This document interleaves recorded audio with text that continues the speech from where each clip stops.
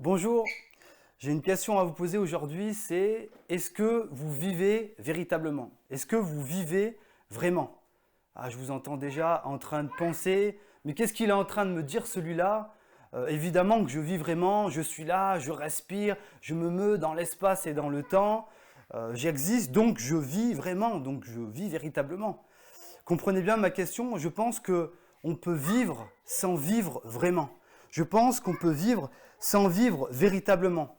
Je prends cet exemple dans le quotidien d'une personne, un monsieur qui se lève, il prend son petit déjeuner avec ses enfants, il les embrasse, il part dans les transports en commun, ensuite il arrive au boulot, il fait ses 7-8 heures de boulot, il revient, il joue avec ses enfants, ensuite il mange avec eux, ses enfants sont couchés, et puis il regarde un film Netflix avec sa femme, et puis paf, il réitère ça jour après jour. Ensuite, quand arrivent les vacances d'hiver, il va faire du ski. Quand arrivent les vacances d'été, il va à la mer.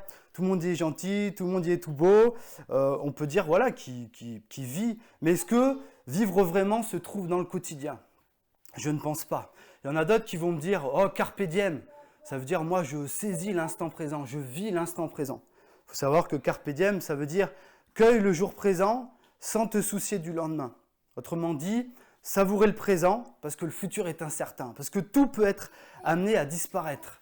Maintenant, la question à se poser, c'est est-ce qu'on peut vivre vraiment, sachant que tout peut être amené à disparaître? Est-ce qu'on peut vivre véritablement, sachant que le futur est incertain? Je ne pense pas. Il y en a d'autres encore qui vont dire « Oh, ben mangeons et buvons, car demain nous mourrons ». Vous savez, ce vieux proverbe qui est même dans la Bible. Évidemment que si je suis là devant vous, c'est que j'ai mangé et j'ai bu. On a besoin pour vivre de manger et de boire et on vit pour manger et boire. Mais est-ce que la vie, ce n'est pas plus que cela? Est-ce qu'on peut dire que c'est vivre vraiment? Je ne pense pas non plus. Et donc, j'aimerais qu'on prenne un passage dans la Bible qui se trouve donc dans une épître qui s'appelle Jean. Donc, ça sera la première épître de Jean, 1 Jean au chapitre 1. Et je vais simplement lire les 4 premiers versets. Donc 1 Jean 1, les 4 premiers versets. Et si vous n'avez pas votre Bible, vous pouvez suivre à l'écran. C'est déjà affiché. Ouais. La technique, c'est rapide. Je lis donc dans la version Summer. Les 4 premiers versets, donc 1 Jean 1, 4 premiers versets. Nous vous annonçons le message de celui qui est la vie. Nous vous annonçons ce qui était dès le commencement. Nous l'avons entendu, nous l'avons vu de nos propres yeux, nous l'avons contemplé et nos mains l'ont touché. Celui qui est la vie s'est manifesté. Nous l'avons vu, nous en parlons en témoin et nous vous annonçons la vie éternelle qui était auprès du Père et qui s'est manifestée pour nous. Oui, ce que nous avons vu et entendu, nous vous l'annonçons. À vous aussi, afin que vous aussi, vous soyez en communion avec nous. Or, la communion dont nous jouissons est avec le Père, est avec son Fils, Jésus-Christ. Si nous vous écrivons ces choses, c'est pour que notre joie soit complète.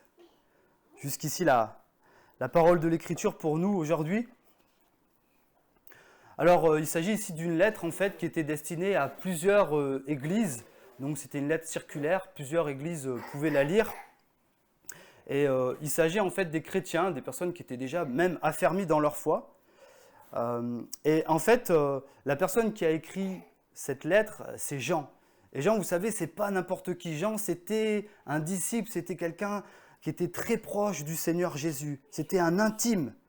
Et il se permet de dire le pronom « nous ». En fait, en disant « nous », il veut simplement incorporer, inclure les apôtres, les disciples qui étaient proches du Seigneur Jésus. En fait, qui dit apôtre, c'est les personnes qui ont été là du baptême de Jésus jusqu'à sa résurrection. Ils ont vu, ils sont assistés à tout. On peut dire en quelque sorte que ce sont des témoins véritables. Et il faut aussi avoir en tête qu'au moment où Jean écrit ça, il est dans ses vieux jours.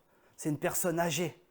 Et il est en train de donner, en quelque sorte, le dernier message apostolique, c'est-à-dire le dernier message que les apôtres vont donner.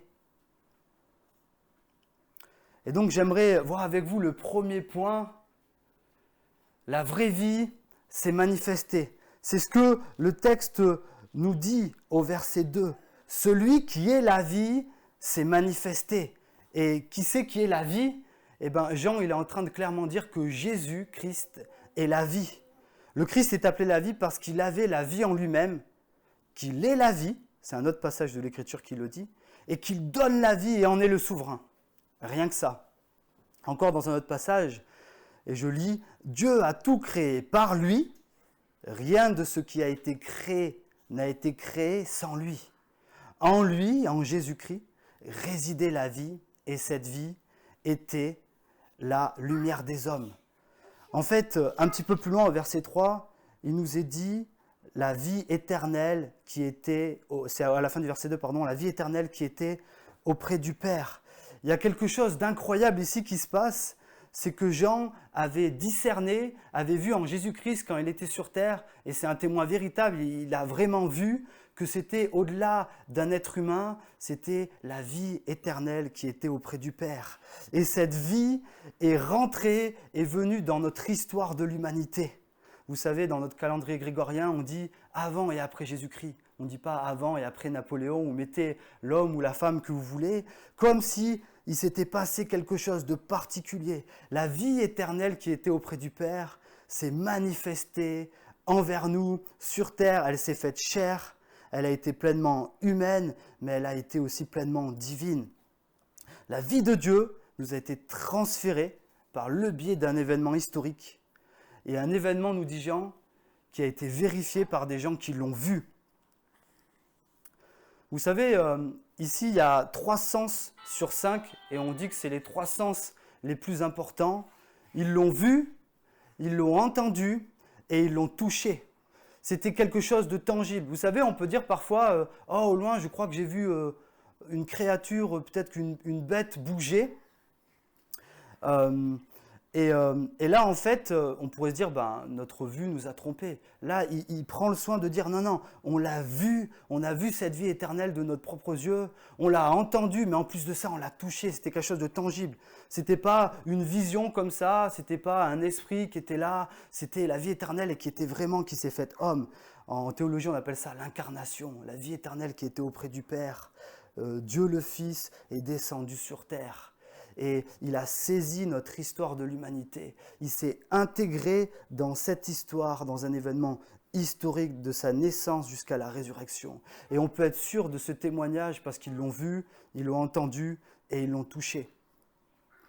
Alors, peut-être que vous voyez cette image-là et vous vous dites, vous avez vu une sorte de teasing cette semaine, mais qu'est-ce que c'est cette licorne? Qu'est-ce qu'ils nous font là, la chapelle? Et ils sont dans leur délire encore. Et en fait, je prends cet exemple parce que je suis persuadé qu'ici, si un jour vous voyez une licorne, je pense que vous allez être les premiers à dire hey, Olivier, si un jour elle voit une licorne, elle va me dire Olivier, j'ai vu une licorne. Je veux dire, on va discuter parce que là, il y a un souci. Mais ce que je veux dire, c'est que si un jour on doit voir quelque chose d'extraordinaire dans nos vies, au-delà simplement de le voir, on va essayer je vais m'approcher, est-ce que je vais réussir à le toucher pour voir si vraiment c'est vrai, je vais essayer d'entendre. Et c'est les 3 sens les plus importants sur 5. Évidemment, les licornes n'existent pas, et on dit d'ailleurs que la licorne, elle est la vie, elle est la pureté, elle est la puissance. Ici, il ne s'agit pas d'une licorne, mais il s'agit ni plus ni moins que de Dieu le Fils qui est venu sur terre, qui était pleinement la vie, qui était pleinement la puissance et qui était entièrement pur. Il y a un autre mot où ils ont dit que quand il était sur terre, ils l'ont contemplé. Contempler, vous savez, ça veut dire considérer attentivement quelqu'un ou quelque chose qui est digne d'admiration. Ou encore, ça veut dire regarder et observer avec assiduité quelqu'un qui est digne d'admiration. En fait, les apôtres, à ce moment-là, ils étaient là, mais les gars, il se passe quelque chose d'incroyable. Cet être humain, c'est plus qu'un être humain. Et ils étaient là, ils contemplaient, ils disaient, mais c'est incroyable. Et comme je le disais tout à l'heure, Jean, avec Jacques et avec Pierre, ils faisaient partie d'un cercle restreint des disciples. Ils ont vu, par exemple, cet épisode de la transfiguration.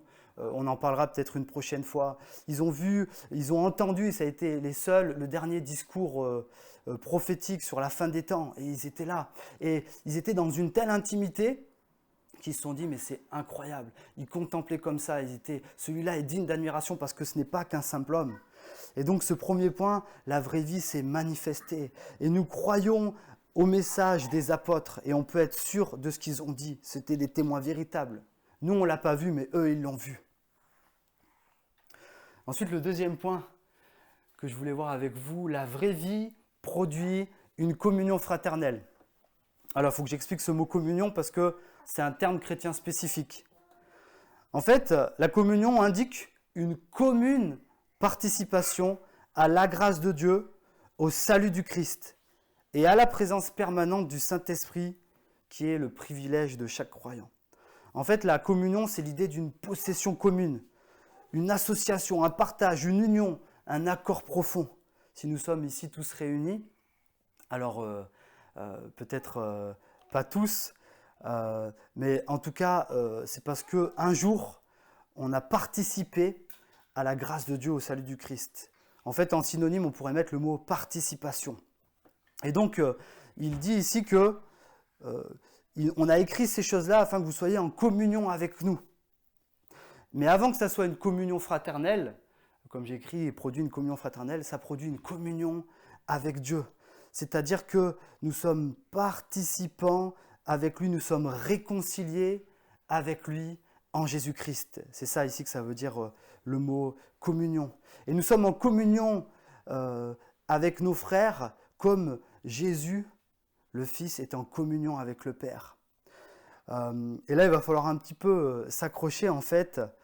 La vie que le Fils puise au sein du Père, parce que rapidement, on dit que Dieu est trois, c'est la triunité ou la trinité. Il y a Dieu le Père, Dieu le Fils, Dieu le Saint-Esprit. Et ils sont en communion parfaite, ces trois personnes mais une seule nature. Et en fait, le Fils qui était auprès du Père puisait sa vie dans le Père. Et c'est ce qui le constituait Fils éternellement. C'est quelque chose d'extrêmement beau. Et en fait, le Fils nous communique par lui la communion qu'il a avec le Père. Autrement dit, parce que nous sommes réconciliés par le Fils, nous sommes en communion avec lui. Et puisque nous sommes en communion avec le Fils, nous sommes donc par le Fils en communion avec le Père. J'espère que vous avez compris. C'est la Trinité et c'est quelque chose d'extraordinaire. Dieu, le Fils, s'est fait homme, il nous comprend pleinement, il a été vu, entendu, il a été touché, il a réellement existé historiquement parlant et il nous est dit qu'il a été contemplé, c'est-à-dire que c'était une personne au-delà d'un être humain, quelque chose où on est en admiration devant lui et il nous donne cette communion que nous avions perdue avec le Père parce que nous sommes pécheurs, ce qui signifie que nous avons commis des fautes et donc voilà. Et donc cette communion qu'on a par le Fils et donc qu'on a avec le Père, eh ben, c'est une communion fraternelle et c'est ce qu'il écrit du coup. Il écrit afin que vous aussi vous soyez en communion avec nous. La vraie vie, Christ produit une communion fraternelle. Je ne sais pas si vous vous rendez compte, mais c'est quelque chose d'extraordinaire. Il y en a par exemple qui n'ont pas des frères et sœurs, et quand ils se tournent vers Christ, quand ils sont enfin réconciliés, eh ben, ils gagnent des frères et sœurs. J'aime souvent dire dans l'Église que justement l'Église, c'est le seul lieu au monde où il y a un degré de communion qui est si intense, qui est vraiment extraordinaire, c'est-à-dire qu'il peut y avoir le riche, il peut y avoir le pauvre, il peut y avoir un noir, un jaune, un blanc, un rouge, un beurre, ce que vous voulez. En fait, il peut y avoir tous les êtres humains, toute la panoplie, tout le niveau social, il peut y avoir un SDF, je crois que vous avez compris, toutes ces personnes-là peuvent être unies, peuvent être en communion, parce qu'un jour, elles ont été réconciliées, parce qu'un jour, il y a eu la grâce de Dieu, et ils ont accepté cette grâce de Dieu au salut de Christ. Et il n'y a que dans l'Église, normalement, où ça devrait briller cela, en fait. On peut trouver cette communion fraternelle nulle part ailleurs. Vous savez, il y a les politiciens, il y a plein de choses où on essaye de vivre ensemble, etc., toutes ces choses-là. Mais la vraie vie nous procure une communion. On est des frères et on est des sœurs. Et parfois, peut-être que ça vous parle, vous vous dites « Ah ben, moi, s'il n'y avait pas Christ, peut-être que je n'aurais pas été avec cette personne-là, je ne lui aurais pas parlé, parce qu'elle n'est pas dans le même niveau social que moi. » Mais grâce à Christ, ça me permet d'avoir une connexion avec des gens qui, sans lui, j'aurais jamais été en connexion avec tous ces gens-là. Et enfin, le dernier point, la vraie vie procure une joie parfaite. Alors pourquoi elle nous procure une joie parfaite ? Eh bien, elle nous amène ni plus ni moins à la vie éternelle. La vie éternelle qui était auprès du Père, qui est la vie, qui en lui-même réside la vie, nous amène la vie éternelle. Donc c'est une vie véritable, pleine, divine, qui en tant que telle, et elle est évidemment soustraite au caractère passager et à la mort. Et elle dure de manière inépuisable. Mais il ne faudrait pas forcément dire, j'ai discuté cette semaine avec quelqu'un, il me disait, mais la vie éternelle, heureusement qu'on meurt, parce que qu'est-ce que je ferais cette vie éternelle ? Il n'y a pas que le quantitatif, il n'y a pas que les jours ne s'épuiseront jamais, c'est le qualitatif. Dans la même épître, il est dit, la vie a été manifestée, je l'ai déjà dit, mais il est dit que l'amour de Dieu a été manifesté. Et donc on comprend que pour Jean, la vie éternelle consiste dans l'amour. La même épître, et cette épître est magnifique, il nous est dit que Dieu est amour. Et donc c'est par amour qu'il a créé le monde. Et donc dans l'amour, le sens et le but de toute existence deviennent visibles. Et dans l'amour, la vie éternelle devient concrète et effective. Donc la vraie vie procure une joie parfaite parce qu'elle nous amène la vie éternelle. Et c'est aussi le but de l'épître. C'est ce qu'il écrit à la fin du verset 4. Enfin, le verset 4, « Si nous vous écrivons ces choses, c'est pour que notre joie soit complète. » En fait, Jean, je l'ai déjà dit, il est à la fin de ses jours, à la fin de sa vie, et il rassemble un peu ses souvenirs, il se dit, mais de quoi je me souviens ? Et il a vraiment ce désir de véhiculer cette idée que, je ne sais pas si vous vous rendez compte, mais nous avons la vie éternelle, nous sommes maintenant en communion avec Dieu, et je veux absolument que vous compreniez ces choses-là. Parce que si vous comprenez ces choses-là, mais nous, ça rend notre joie vraiment complète. C'est notre traduction, au lieu de dire parfaite, ça rend notre joie complète. Et ça va vous procurer cette joie. Alors j'ai dit, une joie parfaite, c'est pas tout à fait vrai. Pour l'instant, c'est pas entièrement une joie parfaite, c'est une joie en devenir en tout cas. Imaginez, fermez les yeux un instant et faites l'expérience, fermez les yeux et imaginez dans votre vie un moment de joie. Ça peut être un moment où vous étiez avec des amis, vous avez rigolé comme pas possible. Ça peut être le mariage, votre voyage de noces. Bref, je ne sais pas si vous saisissez. Vous avez un événement de joie ? Est-ce que vous en avez un ? Ouais ? Je vois les têtes, ok. Maintenant, essayez d'en avoir un deuxième, un troisième. Maintenant, c'est simple. Prenez tous ces événements-là réunis. Tous ces événements de joie qui vous ont fait du bien.